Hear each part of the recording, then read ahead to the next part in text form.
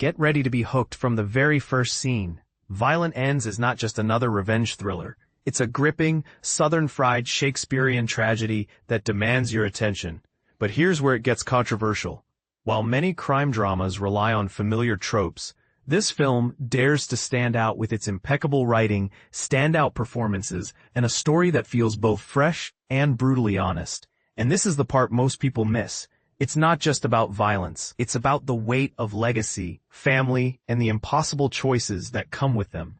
Set in the rugged Ozark Mountains, Violent Ends follows Lucas Frost, Billy Magnussen, a man desperately trying to escape the violent legacy of his crime-ridden family. Lucas dreams of a peaceful life with his fiancée Emma, Alexandra Shipp.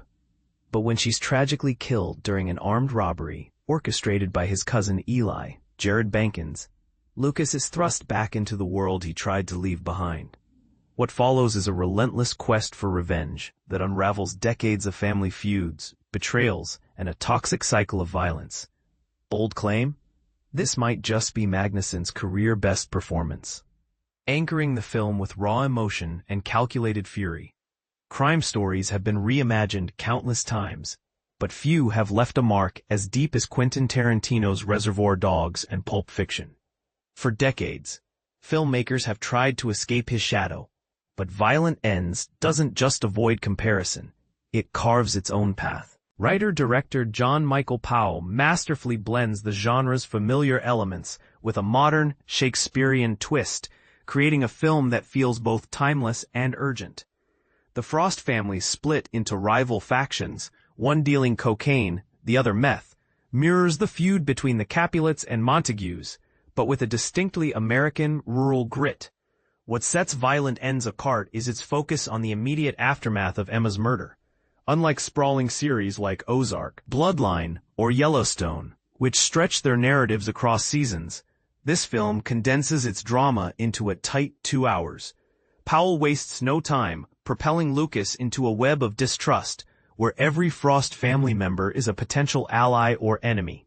The cast is packed with recognizable character actors, from Nathaniel Woolsey and Bruce McKinnon to James Badge Dale, whose slick, villainous portrayal of Sid Frost is nothing short of mesmerizing.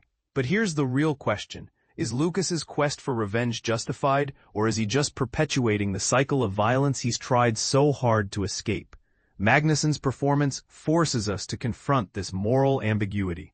His Lucas is a man torn between grief, rage, and a genetic predisposition to violence, making his journey both heartbreaking and deeply human. Supporting performances, particularly from Nick Stahl as Lucas's estranged half-brother, Tuck, and Kate Burton as their mother, and a sheriff's deputy, add layers of complexity to the story. Powell avoids the trap of stereotyping the Ozarks, instead drawing inspiration from the gritty, Western-inspired films of Yellowstone creator Taylor Sheridan.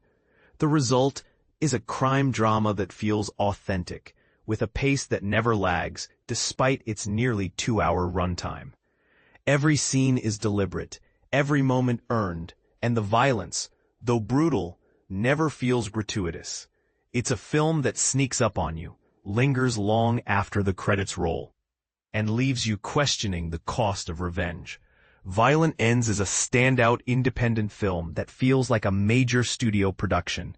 It's a bloody thriller wrapped in a deeply emotional drama, and it deserves a place on your must-watch list. Controversial take?